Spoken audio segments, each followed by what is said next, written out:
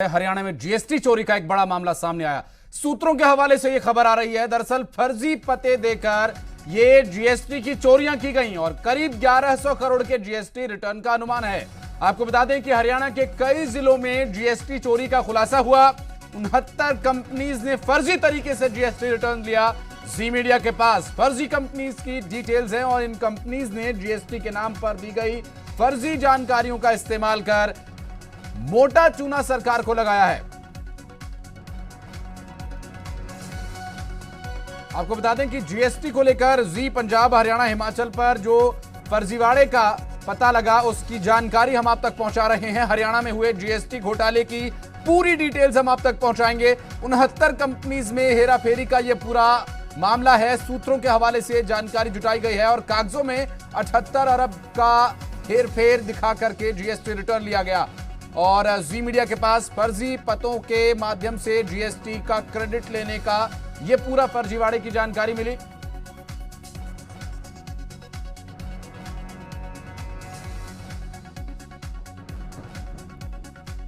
और इस पूरे मामले पर बातचीत करने के लिए हमारे दो संवाददाता अंबाला से अमन कपूर और न्यूज रूम से विनोद लांबा इस वक्त हमारे साथ जुड़े। विनोद, आपके पास मैं आऊं, लेकिन इससे पहले चलेंगे अंबाला। अमन, अगर बात करें इस पूरे फर्जीवाड़े की, तो एक बड़ा ये घपला घोटाला हो सकता है। इसकी जांच कब होगी, क्या कुछ होगा, ये तो खैर भविष्य के गर्भ में है, लेकिन प्रथम दृष्टया अभी तक क्या जानकारी मिल पा रही है? देखिए, हरियाणा भर से ये 69 कंपनियां जो है, जो फर्जी दस्तावेजों के सहारे बनाई गई थी, इन पर कागजों पर ही करीब 11 अरब से ज्यादा का जो सामान है वो बेच दिया गया। जिसका क्रेडिट इनपुट है वो 11 करोड़ से ऊपर जो है वापस ले लिया गया। और जब ये क्रेडिट इनपुट वापस ले लिया गया तो विभाग जो है इसकी क्रेडिट इनपुट की जो चेकिंग होती है, जब तब ये संज्ञान में मामला जो है विभाग के आया। और करीब 3 साल से ये खेल चल रहा था और जून 2020 के अंदर इसके ऊपर नकेल जो है राज्य सरकार की तरफ से कसी गई है। उन कंपनियों को जो खाते हैं उनको ब्लॉक कर दिया गया है और बाकायदा इन पर जांच भी बिठा दी गई और कई मामलों के अंदर एफआईआर भी दर्ज की गई है। जो हमें जानकारी मिल पा रही है उसके अनुसार 28,54,000 से ऊपर का रिकवरी भी जो है कर लिया गया है। अभी तक इस मामले को दबाने की कोशिश या अधिकारियों की तरफ से शायद हमें जो जानकारी मिल पा रही है वो ये थी कि शायद रिकवरी हो जाएगी और ये जो है मामला सामने नहीं आएगा। तो ये पूरा खेल जो है कागजों में किया गया और कागजों पर ही सामान बेचते गए और क्रेडिट इनपुट जो है वापस लेते गए, जो 1100 करोड़ से ऊपर का जाता है। इसमें 535 करोड़ रुपया तो वो भी वापस लेने की तैयारी चल रही थी जो क्रेडिट इनपुट था, लेकिन उससे पहले ही ये पूरा मामला खुलकर सामने आ गया। तो 535 करोड़ रुपया वो बच गया। अगर समय रहते ये नहीं पता लग पाता तो ये जो कथित घोटाला है, जो स्कैम है, और ज्यादा ऊपर जा सकता था और ये जो 535 करोड़ है वो भी इसमें शामिल हो सकते थे। तो इस मामले में हमें जो जानकारी मिल पा रही है उसके अनुसार अब एफआईआर की तैयारियां भी जो है शुरू कर दी गई हैं जी। और जी मीडिया के पास ये एक्सक्लूसिव जानकारी है और सूत्रों के हवाले से जानकारी जुटाई गई है। विनोद लांबा लगातार इस पूरे मामले पर नजर बनाए हुए हैं। विनोद, आपके पास आ रहा हूं मैं जानकारी लेने के लिए। जानकारी आपसे ये चाहेंगे कि हरियाणा के कई जिलों में इस तरह की फर्जी कंपनीज को रजिस्टर किया गया है। किसी जिले में 1 कंपनी है, किसी में 9। सबसे ज्यादा किस जिले से मामले सामने अब तक? देखिए, पूरी जो लिस्ट है हमारे पास, पूरे हरियाणा का जो लेखा जोखा है इस कागज में मौजूद है कि जीएसटी में फर्जी तरीके से जो जीएसटी वसूल करने का मामला था, यहाँ सबसे ज़्यादा कंपनियां अगर मैं देखूं तो फरीदाबाद के जो अलग अलग ईस्ट और नॉर्थ जोन है उसके हिसाब से मुझे लगता है फरीदाबाद में ही सबसे ज़्यादा है, क्योंकि सिर्फ फरीदाबाद के north excise and taxation department में जोन वाइज बांट दिया जाता है और फरीदाबाद नॉर्थ जोन में ही 9 कंपनियां रजिस्टर थी। इसके अलावा फरीदाबाद ईस्ट में 4 कंपनियां थी, गुरुग्राम वेस्ट की बात करें तो 5 कंपनियां थी, हिसार में 2, जगाधरी में 1, इसके अलावा सोनीपत में भी 7 कंपनियां थी। ये पूरा लेखा जोखा है जो 69 कंपनियों को या तो फर्जी थी या फिर ये एड्रेस पे मिली ही नहीं, इसकी पूरी जानकारी। और जो एक्साइज एंड टैक्सेशन डिपार्टमेंट है उसके सोर्सेज से भी जो मुझे जानकारी मिल पा रही है उसके मुताबिक करीब 28 लाख रुपए रिकवर कर लिए गए हैं और 31.63 करोड़ का क्रेडिट अभी ब्लॉक कर दिया गया है।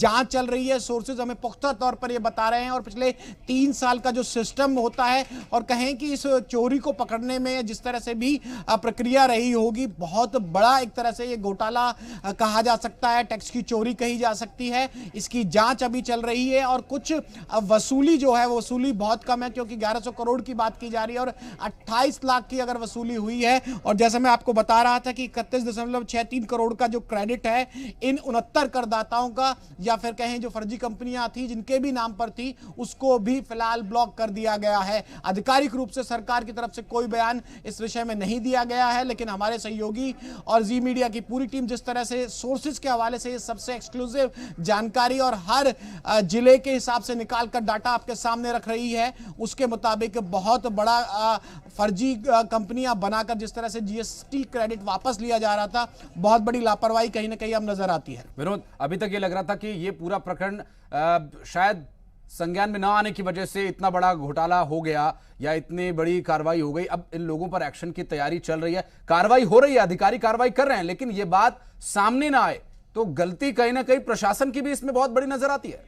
देखिए, पूरा मामला जो कंपाइल करके सरकार के सामने रखा गया और उसके बाद ये चीजें जो कहीं ना कहीं लीक होकर हम लोगों के सामने आई है, ऐसा नहीं है कि सरकार की जानकारी में ये मामला नहीं है और सरकार, जैसा हमारे सहयोगी भी कह रहे हैं और हम आपको पुख्ता तौर पर ये बता सकते हैं कि इस मामले की जांच लंबे समय से चल रही थी, जून से जिस तरह से ये जांच चल रही थी, लेकिन मीडिया के सामने इस तरह की जानकारी लीक नहीं हो पा रही थी। लेकिन जिस तरह से ये कंपाइल्ड डाटा है पूरे हरियाणा का, ये बताता है कि हर जिले में कितनी कंपनियों ने इस तरह से फर्जी पते बनाकर ऐसा बिजनेस किया जिसकी शायद डिलीवरी भी ना हुई हो और उसका जो जीएसटी क्रेडिट वापस क्लेम करना होता है वो ले लिया गया। अब रिकवरी कितने की होती है? अगर जीएसटी इन्हें मिला है तो कहीं ना कहीं मामला सिर्फ हरियाणा तक नहीं रुकेगा, सेंटर तक भी ये जाएगा, क्योंकि जीएसटी का आधा आधा जो शेयर रेशो होता है उसमें सेंटर भी काफी हद तक इन्वॉल्व होता है। अब ये देखने वाली बात है कि क्या रिकवरी हो पाएगी। फर्जी पते हैं तो किसके नाम पर वो पते थे? इन कंपनियों की लिस्ट भी अगर निकलकर सामने आती है वो बहुत जल्दी जी मीडिया अपने दर्शकों के सामने रखेगा। यह काफी गंभीर मामला हो सकता है क्योंकि अब 1100 करोड़ के करीब इसका अंदाजा लगाया जा रहा है और रिकवरी सिर्फ 28 लाख की हुई है और कुछ करोड़ रुपए कुछ कंपनियों के अब तक ब्लॉक कर दिए गए हैं। विनोद, जैसा कि आप बता रहे हो कि केंद्र की भी इसमें हिस्सेदारी होती है, तो ये बहुत बड़ा अचंभा नहीं होगा कि अगर कुछ दिनों बाद केंद्र की कोई एजेंसी इस पूरे मामले की जांच करे, क्योंकि बहुत बड़ा ये घोटाला दिख रहा है। निश्चित तौर पर देखना होगा कि सरकार आखिरकार हरियाणा सरकार कितने जड़ तक पहुंच पाती है और जो पूरा, जैसे मैंने कहा कि जीएसटी का जो सिस्टम होता है इंटरनल कंप्यूटर में और जो भी सॉफ्टवेयर होते हैं, वहां से कई ऐसी एंट्रीज थी जो निकलकर कहीं ना कहीं संदिग्ध नजर आ रही थी। उसके हिसाब से मामला पूरा पकड़ में आया और अब जांच चलने के बाद, हालांकि आधिकारिक रूप से अभी कुछ नहीं कहा है, लेकिन सोर्सेज के मुताबिक मैं फिर एक बार दर्शकों के सामने रख दूं कि करीब 31.63 करोड़ का जो क्रेडिट है उसको ब्लॉक किया जा चुका है। लेकिन बड़ा सवाल यह है कि सिर्फ 28.54 लाख रुपए यानी कि करीब 29 लाख रुपए रिकवर करने से इतने बड़े घोटाले को कहा नहीं जा सकता कि उसका सही न्याय हुआ और जो घाटा हुआ है उसकी सही भरपाई हो पाई। निश्चित रूप से ये तो ऊंट के मुंह में जीरा जैसी बात है विनोद की। अभी 1100 करोड़ और इतने बड़े बड़े आंकड़े और उसमें मात्र 28 लाख रुपए की रिकवरी हुई है। अमन के पास चलेंगे। अमन, अभी तक जो वर्तमान परिस्थितियां बता रही हैं उसमें साफ नजर आ रहा है कि विभाग इस बात को दबाने की कोशिश कर रहा था और जो फर्जी तरीके से कंपनीज बनाई गई उनका कोई ठौर ठिकाना नहीं है। तो क्या यह उम्मीद की जाए कि आने वाले समय में कुछ लोगों की गिरफ्तारी भी हो सकती है? और अंबाला में जो कितनी कंपनीज हैं या और क्या कुछ कंपनीज के बारे में जानकारी मिल पा रही है? और चूंकि इस पर और सख्ती से कार्रवाई करनी होगी प्रशासन को, तब जाकर कहीं रिकवरी हो पाएगी।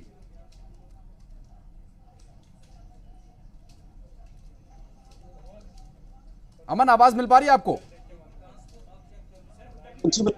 सवाल जो है दोबारा दोहराइए। जी, अमन, सवाल दरअसल ये है कि ऊंट के मुंह में जीरा जितनी रिकवरी अब तक हुई है टैक्स चोरी की, इतनी फर्जी कंपनीज फर्जी पते पर बनाई गई हैं, तो ठौर ठिकाना किसी का है नहीं, तो लोगों तक कैसे पहुंचेंगे? जो लोग इसके पीछे हैं उन तक कैसे हाथ पहुंचेगा प्रशासन का?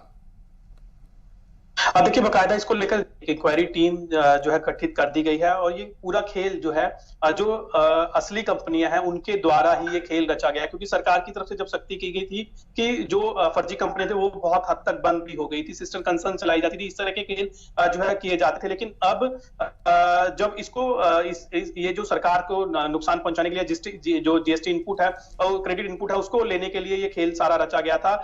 सारा जो है ज्यादातर इसमें कंपनियां जो है बताई जा रही है कि वो फर्जी दस्तावेजों के सहारे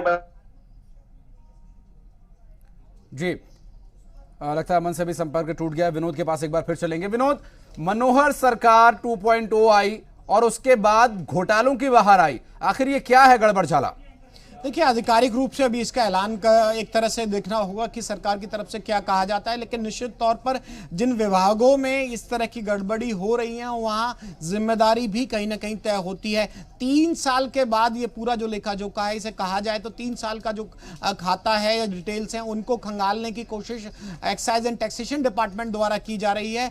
अब बहुत लंबे समय तक अगर इस चीज को नाक के नीचे अगर चलता रहता है तो सरकार की जिम्मेदारी भी होती है, और नाक के नीचे अगर कोई गड़बड़ होती है तो वो लापरवाही भी जिम्मेदारी सरकार की बनती है। निश्चित रूप से, और कई आरोप इससे पहले लगते रहे, जबकि ये एक जो बड़ा घोटाला है ये लोगों की मेहनत की कमाई है। और जीएसटी जो टैक्स लाया गया था विनोद, ये इसीलिए लाया गया था कि बहुत सारे टैक्सेस के माध्यम से चोरी करके करदाता किसी तरह से सरकार को चूना लगाते थे, और जीएसटी के आने की वजह से यहां पर कुछ जो इधर उधर की हेराफेरियां वो कम हो सकेंगे। लेकिन यहां तो सरकार डाल डाल है तो चोर पात पात है। बहुत शुक्रिया विनोद आपका हमारे साथ जुड़ने के लिए, अमन आपका भी हमारे साथ जुड़ने के लिए। और इस पूरे मामले पर पूर्व मुख्यमंत्री भूपेंद्र सिंह हुड्डा क्या कुछ कह रहे हैं, सुनवाते हैं आपको। जिसमें जो दोषी है उसको दंडित करें, किसी पार्टी किसी का कोई हो, लेकिन जितने घोटाले हुए हैं सब पे इन्होंने पर्दा डालने का काम किया है। ये हर जो भी घोटाला आप उजागर करते हैं तो उठ के कहते हैं घोटाला ही कोई नहीं हुआ। और यहाँ रुकेंगे एक छोटे से ब्रेक के लिए। ब्रेक के बाद भी खबरों का सिलसिला जारी रहेगा।